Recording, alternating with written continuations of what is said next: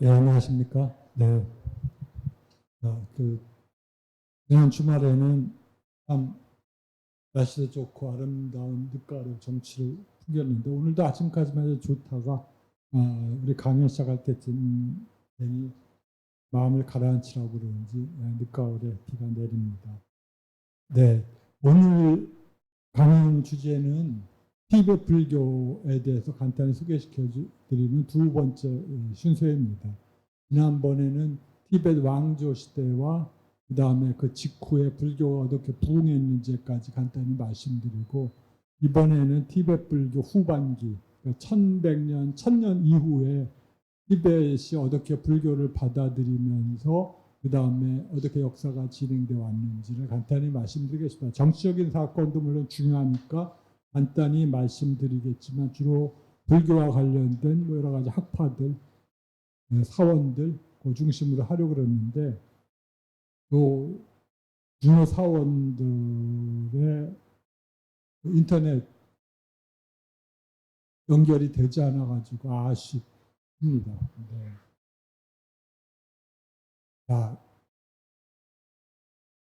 지난 시간에 저희가 티베트 왕조 시대부터 그러면서 송젠간프라고 하는 위대한 정복왕이 티베트을 정치적으로 통일하고, 그리고 점차 불교를 받아들이고, 그리고 티베트 문자를 창제하고 등등의 활동을 했다고 하고, 그 다음에 그들을 이어서 일송대전 왕이 대략 750년에서 795년까지 지배했던 왕인데, 그가 불교를 국교로 하면서 그리고 그 쌈예사를 건축하면서 일어났던 여러 가지 변교와의 갈등, 그리고 그 이후에 어떤 종류의 불교를 받아들일 것인가에 관해서 인도 불교를 중심으로 할 것인지 아니면 중국 불교를 중심으로 할 것인지에 관해서 논쟁이 일어났던 사실까지 말씀드렸습니다. 그리고 군사적으로 강력했던 티베트이 많은 정복지를 잃게 됨으로써 회수가 줄어들고, 그럼에도 불구하고 사원들에 대한 후원 정책 때문에 계속적으로 지급이 돼야 되니까 마지막 티베트의 랑다르마라고 하는 왕이 불교를 박해하기 시작했고, 그것이 결국 티베트 왕조의 소멸로 이루어지고, 그 왕은 펠기도제라고 하는 티베트 승려에 의해 암살당하고, 그 왕조는 멸망했다는 걸 말씀드렸습니다. 그리고 그 왕조를 뒤이어 대략 한 두 세대 혹은 세 세대에 걸친 90년 내지 어떤 사람은 180년이라고까지 하는데, 그런 세대 오랜 혼란 시대가 이루어지고, 지난 시간 마지막에 말씀드린 것처럼 린첸 쌍포라든지 아니면 아티샤 같은 위대한 역경자들에 의하여 다시 티베트 불교가 부흥되게 된다 전까지 말씀드렸습니다.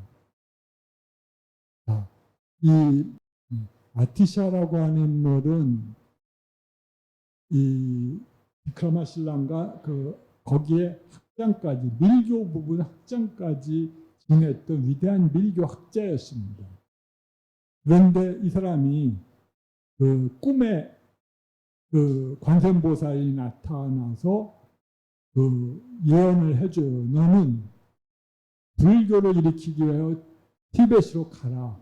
그러면 너의 수명은 굉장히 줄어들 것이지만 티베트의 불교는 살아날 것이다 라는 예언을 받습니다. 그런데 당연히 불교도 대승불교도니까 아티샤는 그 예언에 따라서 티베트로 가기를 결심하고, 이 사람도 약 17년간을 티베트에서 역경에 종사합니다. 그리고 말씀드렸듯이 이 사람은 본래 밀교, 딴트릭 불교 전문자예요. 그러니까 수행도 굉장히 깊었을 거라고 생각을 합니다.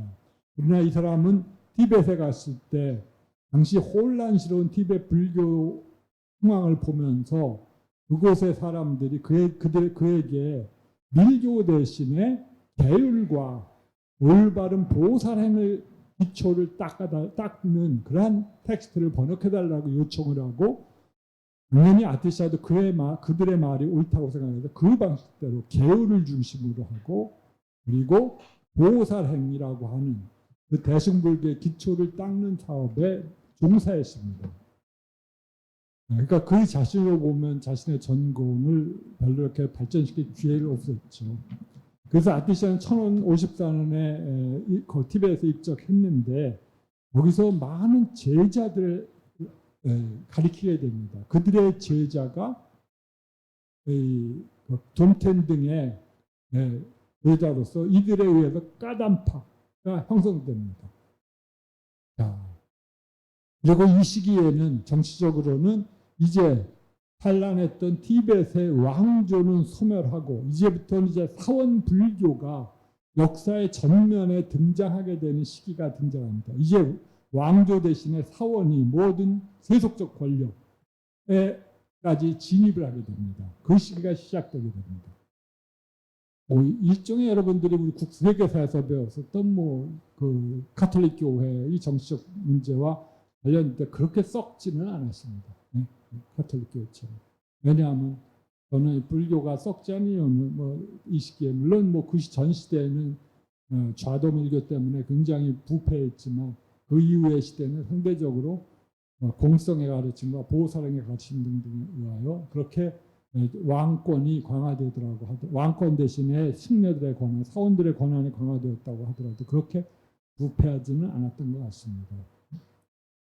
이 시기에 보통 티베트 불교는 4가지 학파를 보통 거론합니다. 여기 능마파, 그다음 빨간 줄로 표시한 것이 이 후기 전파 때 형성된 3개의 위대한 학파들입니다. 사케파, 까귀파, 그다음 겔루파입니다. 여기서 까담파는 이렇게 큰 학파 속에는 들어가지 않습니다. 자, 안타깝게 이게 보면 좋겠지만 혹시 다음 기회 가실 때 한번 같이 보면서 사원을 한번 보시죠. 이 대부분의 사원들은 안타깝게도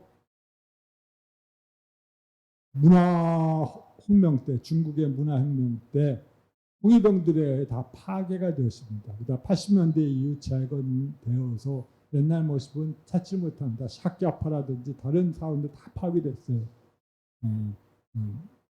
네. 하여튼 이 까담파의 주요 인물들과 중심 사원은 말씀드렸듯이 레팅사라고 하는 사관인데 이것은 라사의 바로 북쪽에 있습니다. 유명한 이 까담파의 중심 사원이었고 수많은 학생들이 여기서 공부하면서 공부할 수가 있었어요. 그 다음에 이들은 말씀드렸듯이 계율과 청정한 보리심의 확립에 중점을 두었습니다. 언젠가 읽으니까 티베트 스님들이 쓴 영어 속에서를 보니까 그 당시 어떤 신인은 이렇게 말했다고 내가 아침에 보리심을 생각하지 않는다면 그 하루는 헛되이 지나간 것이고 내가 밤에 보리심을 생각하지 않는다면 그 밤도 또한 헛되이 지나갈 것이라는 하는 등으로 보리심을 발전을 향상을 최고의 수행 목적으로 삼았습니다. 즉 자신의 깨달음과 이타임. 그래서 뛰어난 이 후대 철학자, 불교 철학자들은 비록 이렇게 평가합니다. 비록 까담파가 공성에 대한 최고의 통찰에까지는 이르지 못했어도 그들의 노력이 없었다면 티벳에서 이 청정한 대승불교는 결코 발전하지 못했을 것이다 라고 하는 방식으로 그들의 노력과 그들의 헌신적인 보호사랑에 대한 열정을 높이 평가하고 있었습니다. 그리고 이 티벳에서 이 까담파의 활동 직후에 불전을 구하기 위하여 인도로 유행하는 학생들 혹은 순례자들의 수가 엄청나게 증가하게 되고 그들의 노력으로 이 말씀드렸던 2개의 학파들이 발전하게 됩니다. 따라서 후기 전파들은 이러한 사람들을 보통 로자와라고 불렀습니다. 티베트에 가서 불전을 배우는 사람들, 그들을 로자와인데 우리말로 하면 번역자들입니다. 이 번역자들이가 그 당시 인도에는 밀교가 굉장히 성행했거든요. 불교 밀교. 그러니까 이들은 가서 불교, 특히 아띠요가라든지 마하요가 마하요가에 해당하는 궁극적인 대락을 가르치고 불신과의 집적인 합의를 가리키는 그런 요가 훈련에 종사하면서 거기서 이니시에이션, 관정을 받고 그 텍스트를 배우고 돌아와서 티베트에서 자기가 또 제 아들을 보고 가르치는 그러한 방식으로 수행을 해 나갔습니다.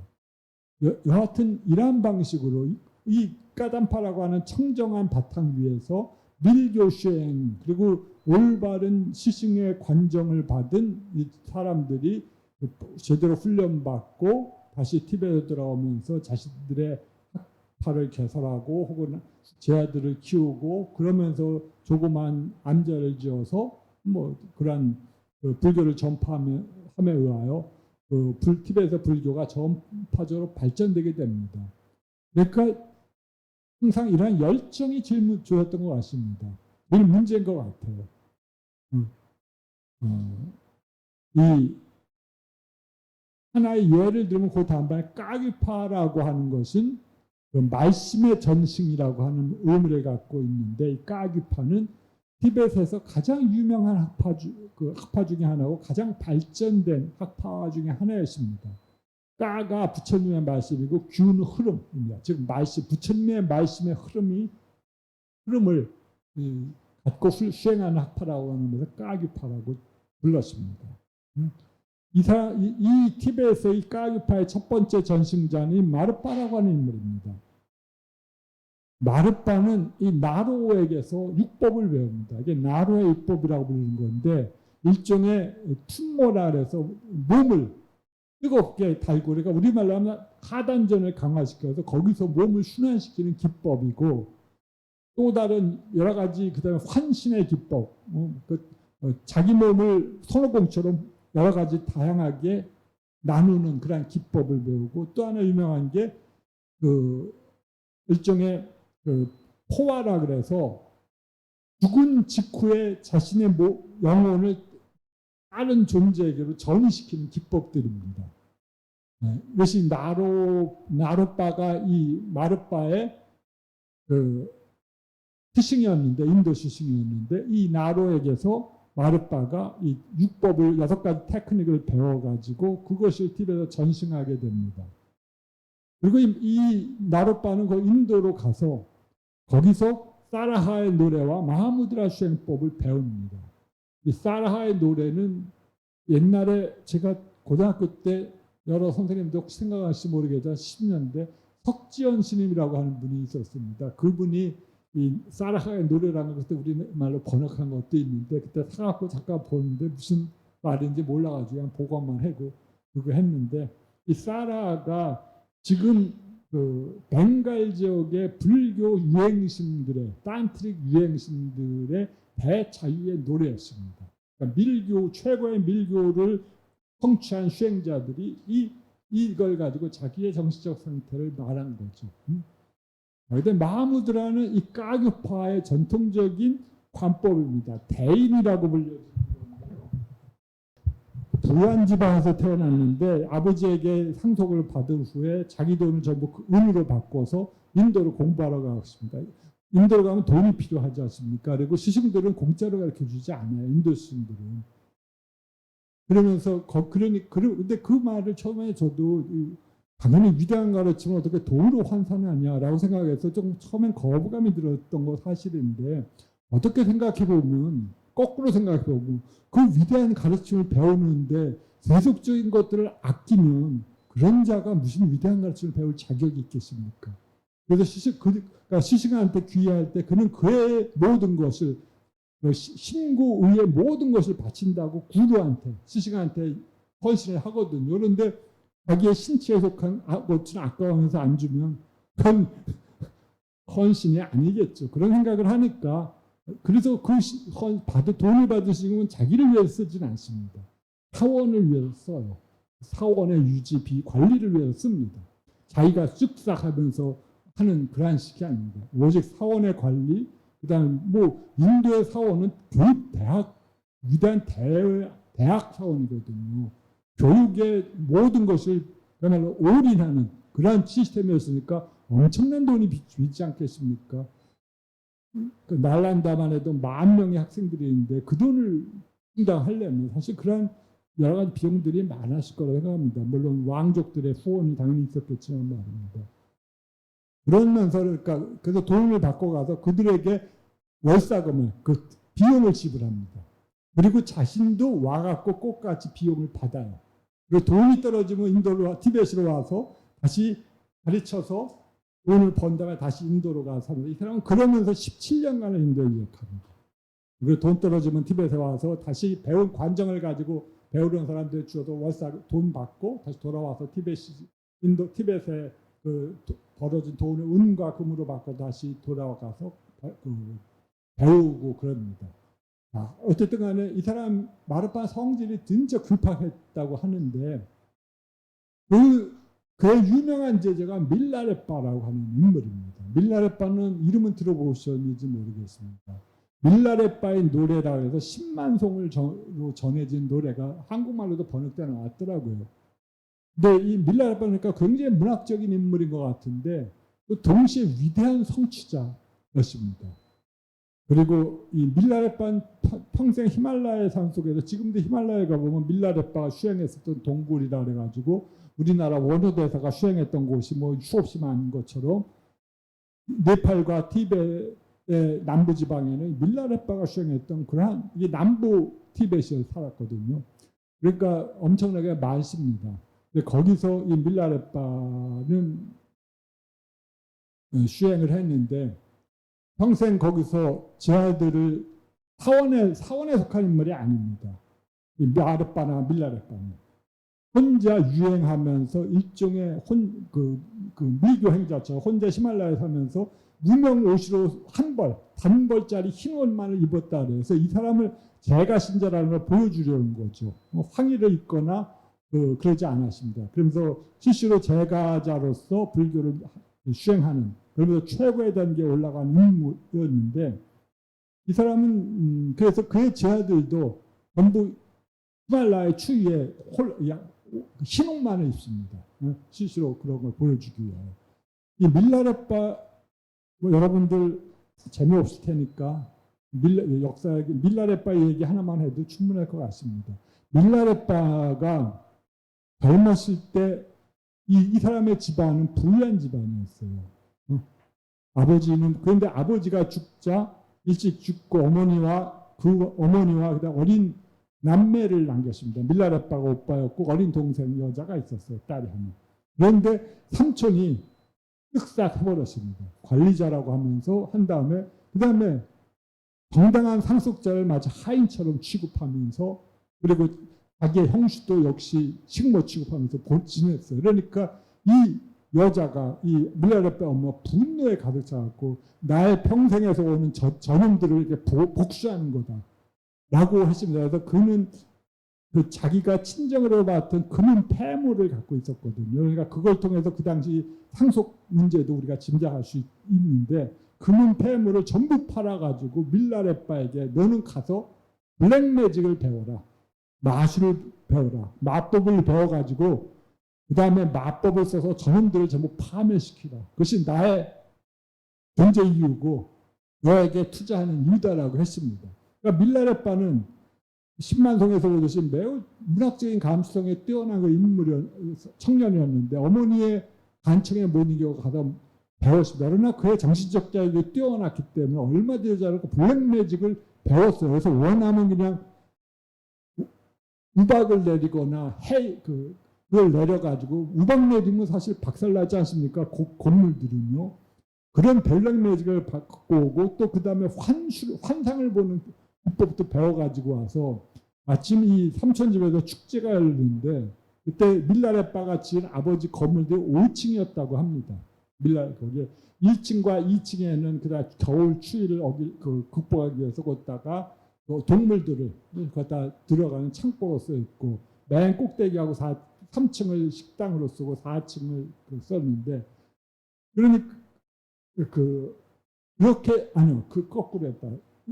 4, 5층을 동물들이 우리로 썼는데요. 이 사람이 거기 가서 이 해일을 내려서 건물들을 다 파괴하고 망가뜨리고 그 다음에 마법을 써가지고 동물들이 미치게 날뛰게 했어요. 그러니까 동물들이 미쳐 날뛰면서 전부 4, 5층에서 아래로 향해 점핑을 해버렸습니다. 그러니까 전부 죽고 말았어요. 그러니까 그 부유했던 삼천집은 망해버렸습니다. 하여튼 그런 블랙매직을 했던 인물이에요. 근데 이 사람이 이 가을날에 아마 남부 그 티벳이니까 낙엽이 지는 곳입니다. 보면서 나는 이제 무수한 살생의 업보가 남에게 악행을 줬으니까 나는 필히 죽으면 지옥에 가겠구나라고 혼자 우울해했습니다. 그러니까 그 블랙매직을 가르쳤던 스승이 자기도 역시 자기의 업을 보면 그러니까 그를 풀어주었습니다. 그래 블랙매직 해봤자 내 생에 복독 사는 건 도움이 되지 않는다.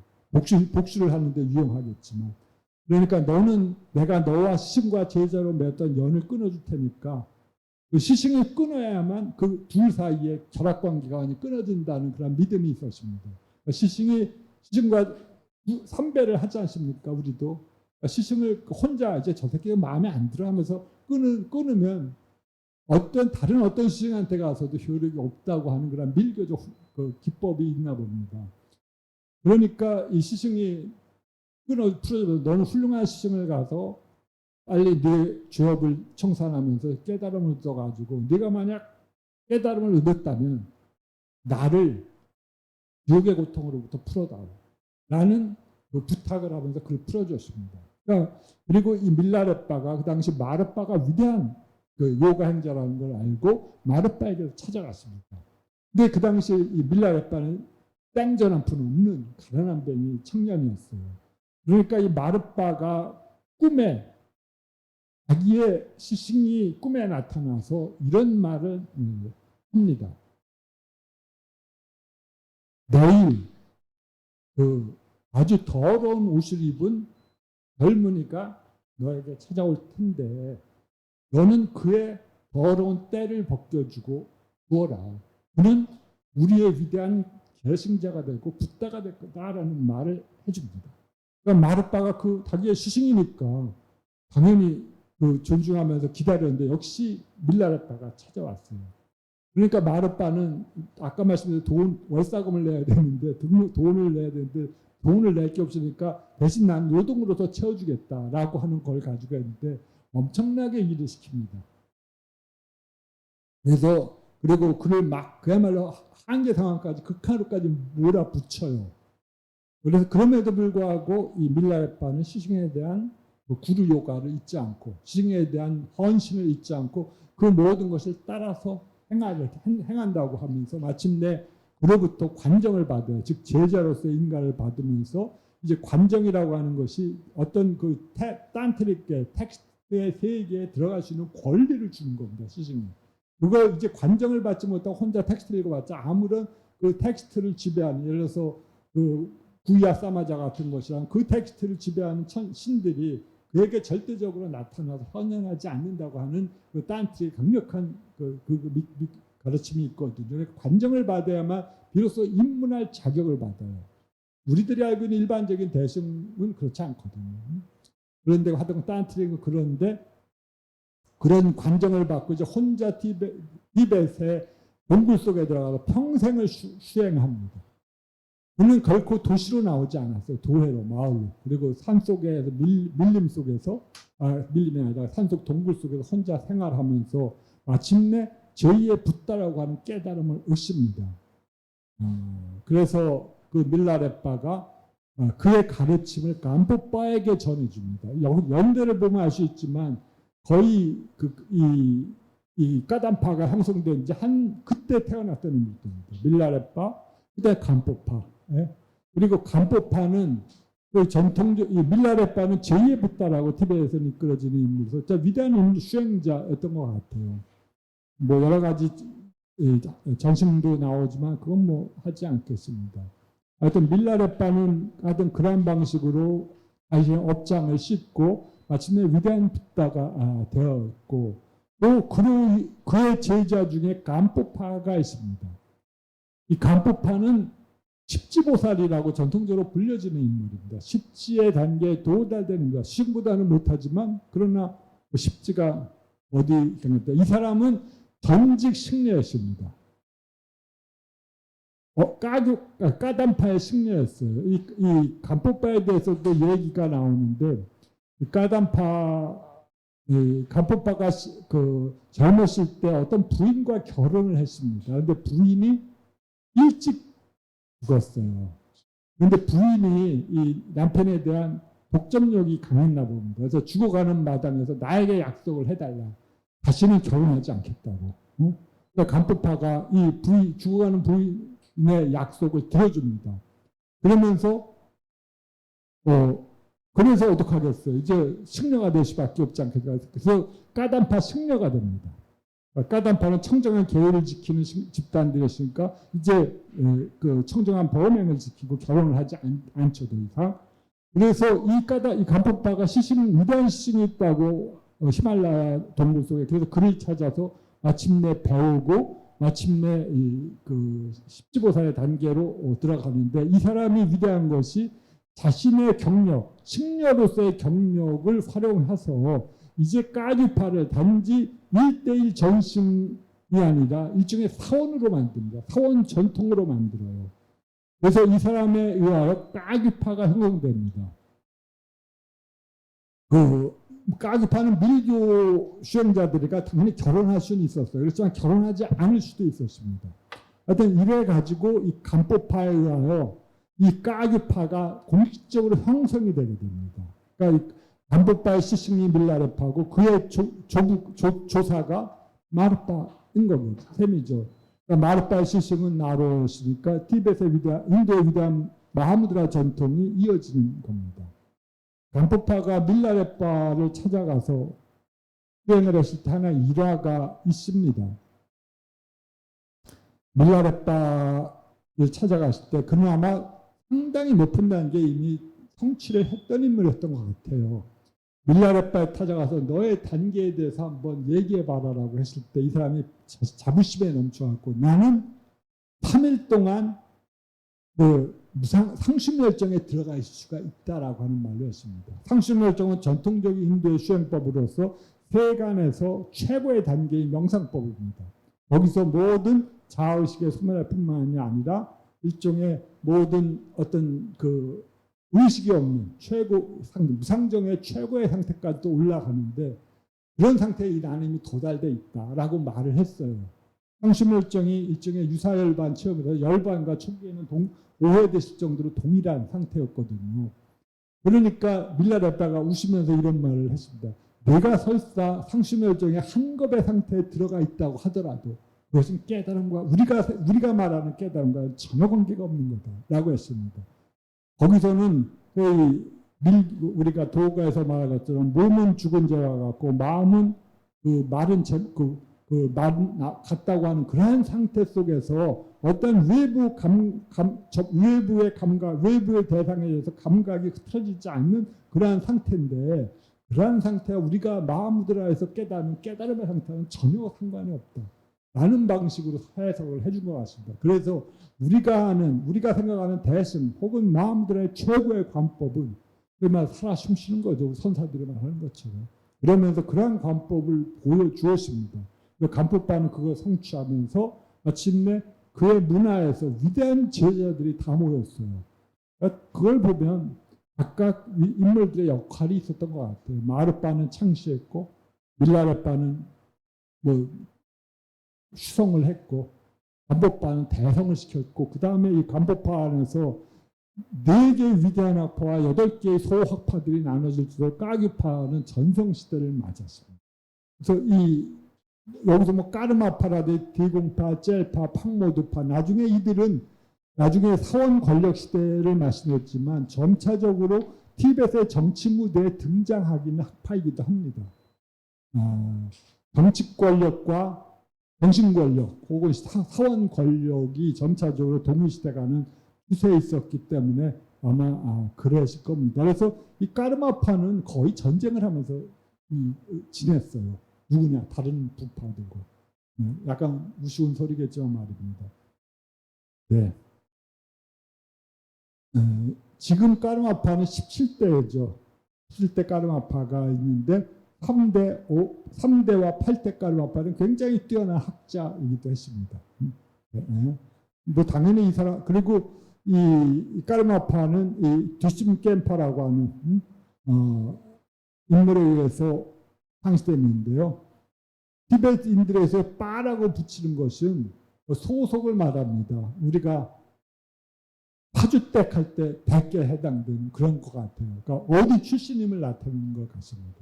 그래서 근데 이 사람이 1189년에 쭈르푸사를 창건하고 라사 근처에 쭈르푸사를 창건하면서 이 까르마파를 개창했던 인물이에요. 까르마파라고 하는 명칭은 일체 제불의 모든 행위, 업이 거기에 모여 있다고 하는 다키니머리의 흑모에서 기인한 데서 흑모파라고도 불려집니다. 반면에 지금 달라이라마 존자님이 속해 있는 갤룩파는 황모를 썼기 때문에 황모파라고도 불려집니다. 네. 이 까르마파는 뭐 수행론적으로 굉장히 건실했던 학파였다고 전해집니다. 그리고 까르마파에서 흥미로운 것은 일종의 우리가 티베트 불교의 특징이라고 알기로는 환생제도가 있지 않습니까? 이 환생제도를 첫 번째로 공식적으로 제도화시킨 학파들입니다. 그래서 이 까르마파가 7대로 이어지 지금 11대니까 그 까르마파가 전대 까르마파가 돌아가시면 그 후계자를 고르는 거죠. 그 2, 3년 안에 태어난 사람 중에서. 그래서 그 사람을 시험을 해본 후에 선생으로서 인정을 하고 그런 식으로 해서 까르마파가 전해지고 그 제도를 갤룩파도 받아들여서 달라이라마 시스템도 이어집니다.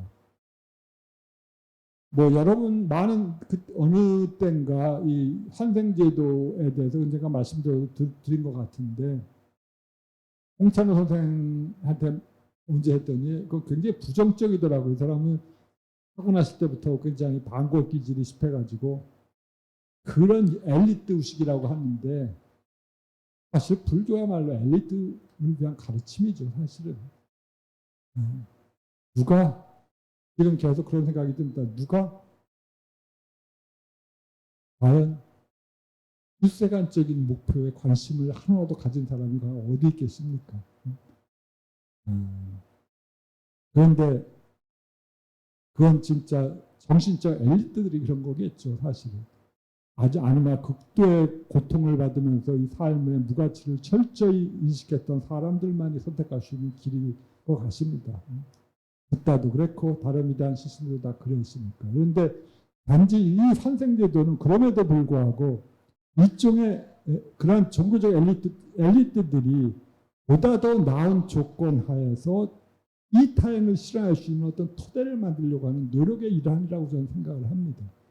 죽으면 다 까먹게 되는데 지금 달라이라마도 자기가 7살 때까지나 8살까지는 전 세계 일을 다 기억했는데 지금은 하나의 기억조차도 남아있지 않다고 하는 말을 웃으면서 했거든요.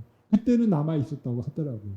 근데 마찬가지. 그런데 전생의 기억이 남아있고 전생의 학습의 수준이 완전히 100%까지는 아니지만 그러나 어느 정도 남아있다면 그 이해할 수 있는 어떤 추세가 남아있다면 그러한 바탕에서 보다 더 높은 인식을 체화해서 중생을 위한 구제, 달라이라마의 화연이라고 하는 그러한 목표에 맞게 보다 더 다른 사람들에게 보다 더 이익이 되는 일을 행할 수 있는 그러한 보살행에 기반하고 있는 것이라고 생각을 합니다. 실제로 그러한 의도하에서 환생제도가 만들어졌겠죠. 물론 세상의 모든 일은 그렇지만 나중에는 이것을 갖고 비즈니스하는 그런 사람도 생겨나겠지만 어디서는 그거야 뭐 붓다의 살아있을 시대조차도 그랬습니다. 하는 다른 시대 어떻겠습니까? 근데 하여튼 이것이 이런 학파가 까규파가 그래서 굉장히 티벳 역사에서 중요한 시대를 열었습니다.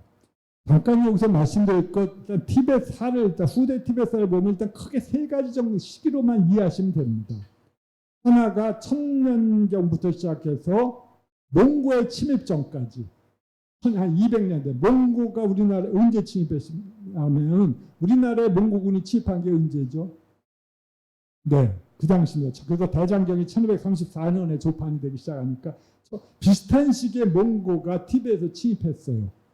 그래서 티벳은 분열되시니까 몽고군에 당연히 저항할 엄두도 안 내고 즉시 항복해버렸습니다. 그러니까 그 시대까지가 이 사원들이 중심이 돼서 텍스트 번역, 그 다음에 훈련, 정신적 그런 시대였고 몽고의 침입부터 시작해서 1650년대까지가 티벳의 일종의 사원들 처음에는 몽고군이 들어왔을 때 티벳의 항복 13개 주가 항복을 하기로 했는데 모든 학파들이 일치단결하여 항복하기로 했습니다. 우리가 무슨 재주로 저 사나운 몽고군을 막겠냐. 우리는 항복하자 해갖고 항복 사절단을 보냈습니다.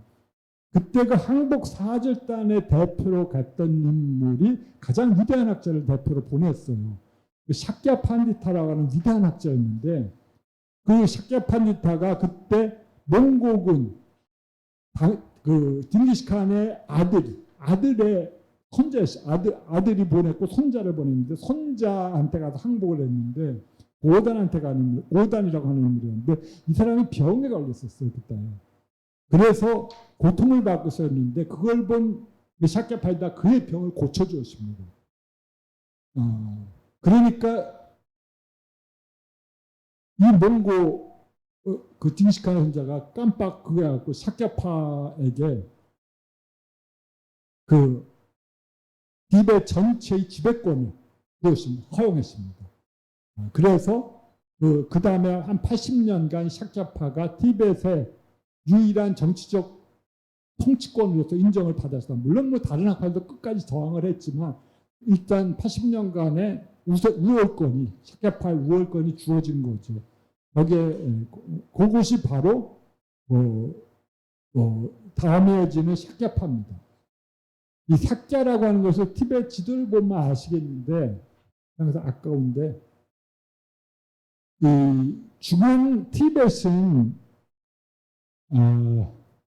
지금의 문화 지형으로서의 티벳은 지금의 정치적 지형으로서의 티벳은 상당히 큽니다. 지금은 티벳의 땅이 청해는 코코노르제를 중심으로 한 청해를 중심으로 한 땅은 중국 놈들이 빼앗아 갔고 청해도라고 했고 남부 지역도 다 시장지구에 편입이 되어버렸고 그래서 지금은 일부만이 남아 있어요. 그렇지만 그 지역은 다 전통적으로 티벳의 정치 권력 하에 속했고 문화 속에 속했던 인물입니다. 코코노르제가 그 바로 청산북로 바로 밑에 있는 지역들이에요. 청해 푸른 청해 바다 해자. 그것은 전통적으로 거기서 쫑카파가 태어났던 곳이기 때문에 유명하기도 하고요. 그러니까 서부 지역은 전통적으로 티벳의 문화권이었어요. 지금은 다 뺏기고 북 땅에 복속되고 지금은 남아있는 게 위짱이라고 하는 지역이거든요. 위는 중앙 티벳을 구성하는 것이 두 지역입니다. 위 지역, 짱 지역. 그 다음에 저쪽으로는 사람이 거의 살 수 없는 그 지역이고 그런 지역이었는데 그런 지역에서 이 샤크야파는 위 지역이 있고 짱 지역인데 위 지역의 중심 지역은 당연히 우리가 알고는 라사가 되고 거기서 한 400km, 300km 떨어진 곳에 시가제라고 불려지는 도시가 있습니다. 그 지역이 짱 지역의 중심 도시였습니다. 거기서부터 시가제에서 네팔, 카트만두로 연결되는 국도가 하나 있는데 그 도로 상에 이 샤크야파의 근거지인 샤크야사가 있습니다. 이 샤크야사는 전통적으로 지방의 토족이었어요. 퀼족이었는데 이 퀼족은 이 꽌족의 아들 것이 일종의 그 기록상으로 그 삼례사에서 출가한 7명의 귀족 자제 안에 포함될 정도로 이 지역의 퀼족이 그 지역적인 어떤 호족이었던 것 같습니다. 근데 그 이후까지 이 퀼족은 그 지역을 이 샤크야 지역을 근거로 했던 강력한 집안이었는데 여기서 1073년에 샤크야사를 건설했다. 샤크야사는 그 지역 이름에서 나온 사찰 이름입니다. 땅이 검다 그래서 샤크야라고 했대요. 그래서 이 학파는 역시 동리 샤크야 예시라고 하는 그 990년에서 1074년에 살았던 이 샤크야 예시라고 하는 그 인물이 인도의 비크라마실라사에서 반야경을 배우고 다시 비루파라고 하는 마하시타로부터 독과서를 배웁니다. 이것은 람데라고 티벳에서 하는데 그 의미는 우리 람의 수행도입니다. 그 다음에 되는 과보고요. 수행도와 그 과보예요. 우리는 보통 어떤 과보를 얻기 위하여 수행하지 않습니까? 붓다가 되기 위해서 우리는 수행하니까 붓다는 결과고 수행하는 보살들의 그 수행도는 원인이에요. 수행도는. 그런데 이 학파들은 보다 더 빠른 방식으로 만약 우리가 과보의 상태를 미리 알 수 있다면 우리의 수행도는 굉장히 단축될 수 있지 않느냐 라고 하는 방식으로 과보의 상태, 붓다의 상태를 자기가 상상하면서 연상을 하면서 그 상태에서 수행을 해 나가는 겁니다. 그래서 그것이 도과설의 핵심이라고 보통 불려요. 네? 그러니까 결과의 위치에 서서 수행을 해 나가는 것. 네. 어떤 사람이 화엄도 이러한 방식이라고 주장을 하더라고요. 하여튼 그것이 어떤지는 모르겠다. 하여튼 그러한 방식인 이 도과설입니다. 이 비루파는 여러분들에게는 내용보다는 당연히 저도 도과설은 그 정도밖에 밀교는 공부하지 않았으니까 모르는데 이 비루파라고 하는 인물들은 마하시따입니다. 대성취자예요. 일반적인 시따들과 마하시따는 다른데 불교에서는 보통 24명의 마하시따들을 인정하는데 그 중에 한 명이 비루파입니다. 비루파는 산스크리트 법명일 텐데 못생긴 형태가 아주 못생긴 자라고 하는 뜻이거든요. 굉장히 취했던 인물이었던 것 같습니다. 아주 못생긴 인물이었던 것 같아요. 근데 이 비루파가 항상 사원에서 인도의 이 사람도 역시 인도의 커다란 사원에서 수행했었는데 이 사람의 알려진 일화가 이 사원에서 이 사람이 공부는 안 하고 잠만 자고 사람들이 전부 동료 수행자들이 저놈은 뭐 하는 놈이야 하면서 욕을 했답니다. 그러면서 항상 개만 보면 차를 차고 그랬는데 하루는 이 아가는 인물이 사원 마당에서 새를 잡아갖고 불에 태워서 먹는 거예요. 하다 못할 것도 없다 해서 이 다른 스승들이 화가 나서 달려오면서 네가 이제 하다 이제 살생까지 버리냐면서 그를 야단을 쳤다고 합니다. 그러니까 비루파가 일종의 우리말로 생사가 이러한 그러한 방식으로 갖고 너는 내가 살생을 법을 했다고 하느냐 생각을 하면서 다시 그는 죽은 까마귀의 털을 가지고 다시 호흡하니까 까마귀가 다시 날아가는 거예요. 다 모든 선상들은 환영에 불구하다. 너는 단지 헛된 환영에 이끌려서 나를 살생했다고 하지만 그 모든 것은 헛된 환영에 지나지 않는다. 라고 하면서 그 말을 남기고 그는 그 사원을 떠나서 혼자 돌아다니는 밀교 행자를 했다고 합니다. 그 당시 이 비루파로부터 이 샤케레시는 이 도과설을 배웠다고 합니다. 그러니까 비루파가 이 도과설의 인도 개신자였으니까 이 사람부터 티벳의 사케파는 그 위대한 수행법을 이어온 것입니다. 그리고 이 학파는 주로 아버지와 조카의 방식으로 계보가 이어졌습니다.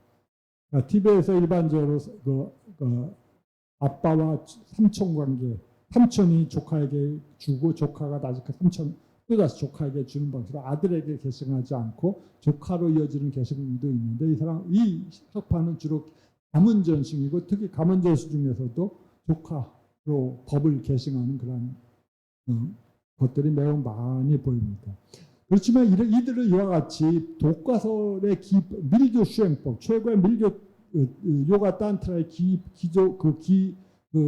근거하고 있지만 선교 법문, 즉 우리가 알고 있는 바라미에 대한 훈련도 학습도 병행했습니다. 특히 그때 번역되기 시작했던 짠드라 키르트라고 하는 용수의 대한 최고의 해석자로 불려지는 짠드라 키르트의 텍스트를 강조했고 또 나르마키르티라고 하는 인물은 후대 인도에서 대략 600년 이후에 인도 불교 그 논리학을 대성했던 인물인데 그 사람으로부터 논리학 관계를 배웠습니다. 그래서 이 샤케 판디타라고 하는 인물은 이 논리학 관계에 특히 뛰어난 인물이었어요. 그러니까 당연히 가문의 전승에 따라서 밀교 훈련을 최고로 받았겠지만 동시에 이 불교 논리학 방면에 대해서도 많은 이것이 세상 사람들에게 매우 유용할 거다 생각하면서 많이 이 논리학 관계 저작도 많이 지었던 인물입니다. 네.